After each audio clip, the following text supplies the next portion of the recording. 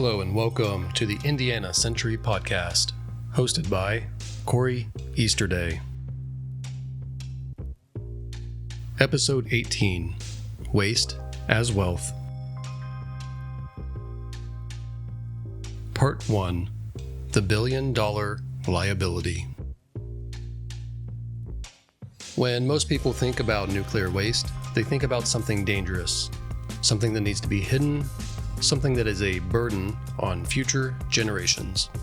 They are not wrong, but they are not seeing the whole picture. Right now, the United States has approximately 90,000 metric tons of spent nuclear fuel sitting in dry casks at 76 sites across 34 different states, including at plants that have already been decommissioned. That fuel is not going anywhere. It is sitting there, monitored, guarded, safe, but it's supposed to be temporary. The federal government promised to take this fuel starting in 1998. They broke that promise. They have been paying utilities billions of dollars in damages ever since. The total liability by 2030 will be about $62 billion. The Department of Energy is paying $600 to $800 million every single year just for failing to do what they said that they would do. That is the problem. But it is also an opportunity. Because here's the thing. The spent fuel sitting in those casks is not waste. It is fuel. We have just not built the reactors that can burn it yet. Today, in episode 18, we talk about the spent nuclear fuel opportunity, how Indiana can capture federal storage fees, how fast reactors can actually consume that fuel. That is how we turn a 300,000-year liability into a 300-year asset, and why this is the financial engine that makes the rest of the Indiana Century project possible. Part 2. The waste problem. Let me start with a quick review. In episode 16, I talked about the geology of nuclear waste storage, but I want to make sure everyone understands what we are actually dealing with. Spent nuclear fuel is not a glowing green liquid. It is not bubbling sludge. It is a ceramic solid. Uranium dioxide pellets, about the size of a pencil eraser, stacked inside of metal fuel rods. These rods are all bundled together into fuel assemblies. After about 5 years in a reactor, the fuel becomes less efficient. Too many fission products have built up, so the reactor is shut down, the fuel is removed, and it goes into a cooling pool for 5 to 10 years. Then it moves into the dry casks that I mentioned. These are giant concrete and steel cylinders, each holding about 10 tons of spent nuclear fuel. The casks sit on concrete pads. They're monitored, guarded, and safe. That is where most of America's spent fuel is right now, sitting in dry casks at 76 sites across 34 states, approximately 90,000 metric tons of it. More is being added every single year. The Energy Department projects this will reach 137,000 metric tons by 2050, nearly twice the statutory limit for the only authorized permanent disposal facility. Here's the problem. Those dry casks are safe, but they are not permanent. They are designed to last 100 to 200 years. After that, they need to be replaced, repackaged, or moved.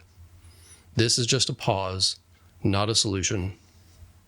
The federal government has been searching for a permanent solution since the 1980s. Yucca Mountain in Nevada was the chosen site. It was studied for decades. The science was sound, the geology was suitable, but Nevada did not want it. Specifically, Senator Harry Reid made sure that it never happened. The project was defunded, and then the waste, it's just sitting where it is. Meanwhile, Finland built Onkalo, a deep geological repository carved into bedrock nearly 500 meters underground. They picked a site, they got permits and permission from the local community, and they started digging. This year, they're almost done. The difference between Finland and the United States is not geology. It's not technology. It is political will. Finland found a willing community. The United States has not. Indiana could be that willing community. Part 3. The Federal Liability. Now, here's where it gets interesting. The federal government's failure to take the spent fuel is not just a policy failure, it is a financial failure. And that financial failure is actually Indiana's opportunity.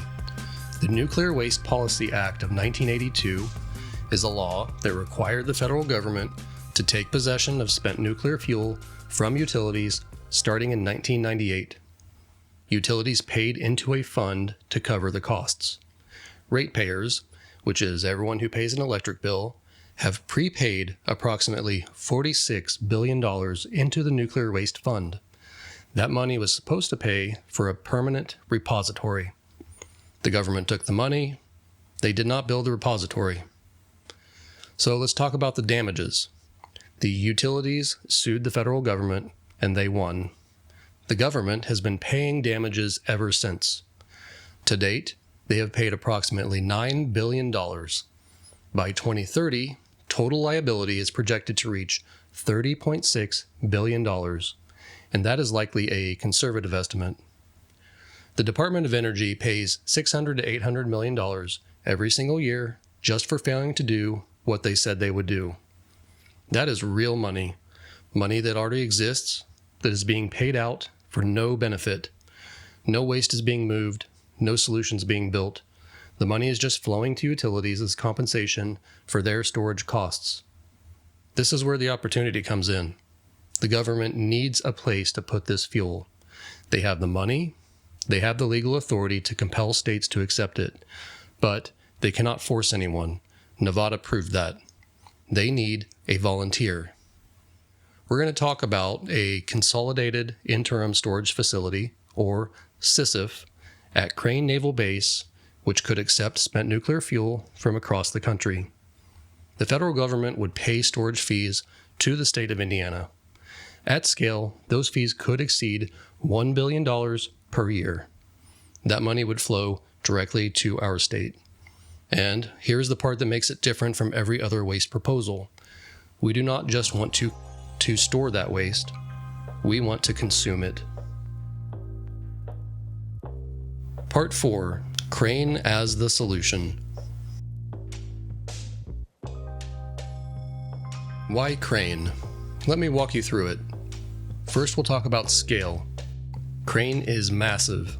The Naval Surface Warfare Center Crane covers approximately 64,000 acres. That is about 100 square miles.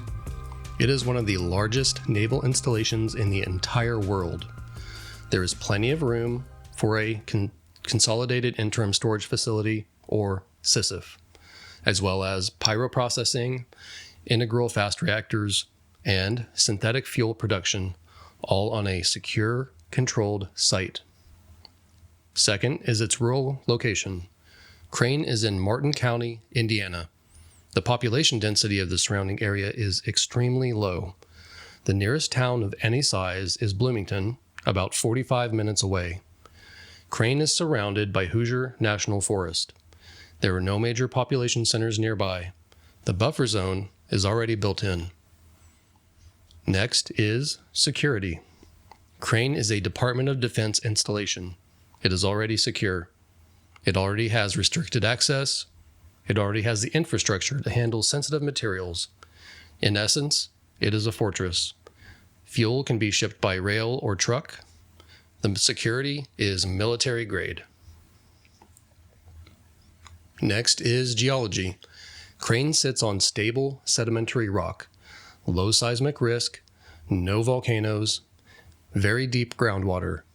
The same geology that makes Indiana boring makes it perfect for storing nuclear waste. We also need to talk about the existing infrastructure. Crane already has the logistics, the workforce, and the security protocols. The hard work of building a secure facility is already done. The Army and Navy have been operating at Crane for over 80 years. So, what's the pitch? I suggest the federal government pays Indiana storage fees for a SISF at Crane, over $1 billion per year. Indiana provides the geology, the security, and the political will. We also need to talk about the host community fee, which would ensure that the money stays in the community, mandating property tax relief, school funding, rural health clinics, and animal welfare. Ideally, this will be locked in by constitutional amendment. The legislature cannot just simply take it away. But again, we are not just storing the waste, we want to consume it. Part 5. Waste as Fuel. The Integral Fast Reactor, or IFR, is something I talked about in episode 17. But let me recap why it matters for this episode. The IFR was developed at Argonne National Laboratory in the 1980s and 1990s. It is a fast reactor, sodium-cooled, closed fuel cycle. Here's what the IFR does differently from basically every other nuclear reactor. It can burn spent nuclear fuel as fuel. Most reactors today are thermal reactors. They use slow neutrons to split uranium-235. They only use about 1% of the energy inside that uranium. The rest of it becomes waste. Fast reactors use high-energy neutrons. They can split plutonium and other heavy elements into smaller, safer elements. They can burn fuel that thermal reactors simply cannot touch. The IFR is what is called a burner reactor. It does not produce more fuel than it consumes. That would be a breeder fast reactor. It consumes more than it creates. It is designed to reduce waste, not to create more fuel. So, what does this mean for waste? Spent fuel from thermal reactors still has more than 90% of its potential energy left. The IFR can burn that fuel. What remains is a half-life of 200 to 300 years, not 200,000 to 300,000 years. This also reduces the volume of waste. Waste volume is reduced by 90 to 95%. The geological problem becomes a simpler engineering problem. You do not need to isolate waste for 100,000 years or more. You need to store it for a few centuries while fast reactors burn through it. So, what would an IFR at Crane look like? The IFR would be co-located within the SISF at Crane. Spent fuel arrives, it is stored temporarily. Then it is processed through pyroprocessing, a proven electro-refining process. The usable material is extracted. New fuel is fabricated. The IFR burns it. The remaining waste is vitrified into glass logs, safe for 300 years. This is manageable, a fraction of the original volume. The IFR also generates electricity. It generates high-temperature heat. That heat is not actually waste. It is a valuable resource. But here's the key. None of this happens without a workforce. The Indiana Century Project proposes a highly trained state workforce to not only operate the SMRs, but to operate the SISF and the IFR. The same workforce that runs the SMRs will eventually run the fast reactors. The same training pipeline that produces reactor operators will produce fuel handlers, pyroprocessing technicians, and waste managers. The Indiana Century Corps Energy Corps is not just for building power. It is for managing the entire fuel cycle. This is the Navy model applied to the whole system. The people who operate the reactors are the same people who maintain them. The people who handle the fuel are the same people who manage the waste. The continuity of training, the shared safety culture, the discipline, it all comes from the same pipeline. This pipeline could partner with Purdue University, Ivy Tech, the Navy nuclear veterans who are already living in Indiana. The ICC is not just a jobs program, it is a sovereignty program. It ensures that Indiana controls its own energy destiny, from fuel to power to waste to fuel again. This is what makes the Indiana Century Project different. We are not outsourcing this work to contractors from out of state. We are not depending on foreign fuel suppliers. We are building a Hoosier workforce that can do it all. The IFR is the technology. It has already been proven. The ICC is the workforce. It just needs to be built. Together, they make the solution real. Part 6. The National Security Case. There is a national security angle here that I need to spell out. The United States is dependent on foreign sources for nuclear fuel. We import most of our uranium. We depend on foreign enrichment. Russia is currently the only commercial supplier of HALEU fuel for advanced reactors. That is a vulnerability. The spent fuel sitting in dry casks across the country is already mined. It is already enriched. It is already fabricated. The energy is just sitting there. We do not need to import a single pound of new uranium. We do not need to enrich a single new gram. We just need to build the reactors that can burn what we already have. This is energy independence, not just reducing imports, eliminating the need for imports. And here is the bigger picture. If we can consume the existing stockpile of spent fuel, we can generate clean power for over a century without mining any new uranium. That buys us time. Time to build out renewables, time to develop storage, time to transition to a 100% renewable future. This is nuclear as a bridge. It's the part that matters. Nuclear is a viable stepping stone to a fully renewable future, but only if we have a plan for the waste. Otherwise, it is just as irresponsible as what we are doing today. Fast reactors specifically are that bridge. They consume the waste. They generate clean power, and when the spent fuel is gone, when the last cask is emptied, we shut them down and walk away to renewables. That is the full vision.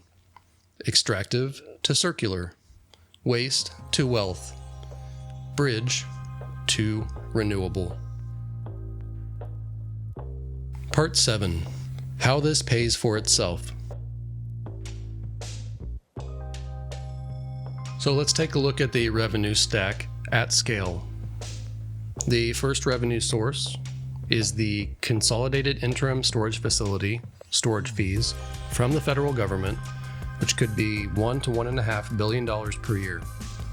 Next is electricity sales from our small modular reactor fleet, or the IFR, which could be $2 to $3 billion per year. Next is synthetic jet fuel production sales, $500 million to $1 billion per year. We have green hydrogen sales, $500 million to $1 billion. Small modular reactor module exports, $1 to $2 billion per year. Supercritical CO2 turbine exports, $500 million to $1 billion per year. And carbon credits from direct air capture, $200 to $500 million per year. The total, $5 to $8 billion per year. These are not speculative. These markets already exist. We know that the demand exists. The federal government is already paying billions in damages for their failure to store nuclear spent fuel. The U.S. military is already buying jet fuel. Industry is already buying hydrogen. The only thing missing is the production capacity. So, how would this revenue be used? First, it is a return on investment. It pays for the infrastructure, the small modular reactors, IFR, SISIF, all the hardware that we need. Second is the Indiana Future Fund, a sovereign wealth fund. The target is $100 billion by 2050. Earnings fund permanent tax relief. This could allow a $5,000 birth grant per Hoosier child. This would help fund the ICC workforce, their training, wages, benefits for the Indiana Century Corps. The project pays for itself. It generates revenue. It captures federal money that is already being spent. It creates wealth that stays right here in Indiana. Part 8. What this means for Indiana. Let's take a look at where we are. The spent nuclear fuel, sitting in dry casks all across the country, is not actually waste. It is fuel. Indiana can consume it, and we can get paid for doing it. So this is the pipeline. Small modular reactors replace coal. They generate clean power. The spent fuel goes to a SISIF at Crane, where it can be safely stored. The SISIF accepts fuel from other states. The federal government pays storage fees, $1 billion plus per year.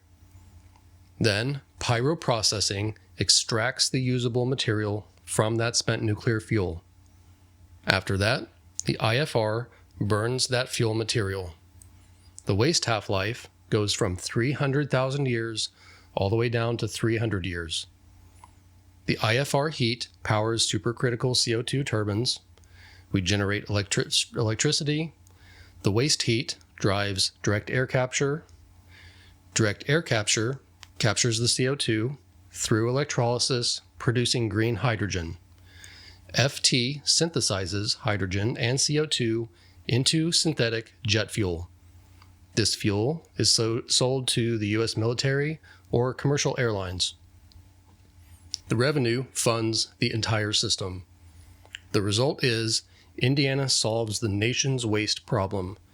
Indiana generates $5 to $8 billion per year in revenue. Indiana produces domestic, carbon-negative jet fuel for the U.S. military. Indiana would break foreign dependence on nuclear fuel imports for the whole country. This is how Indiana could create thousands of permanent, high-paying jobs. Indiana would become the energy and manufacturing capital of the heartland. The waste problem is not technical, it is political. Finland proved that. They picked a site, they got permits, they started digging.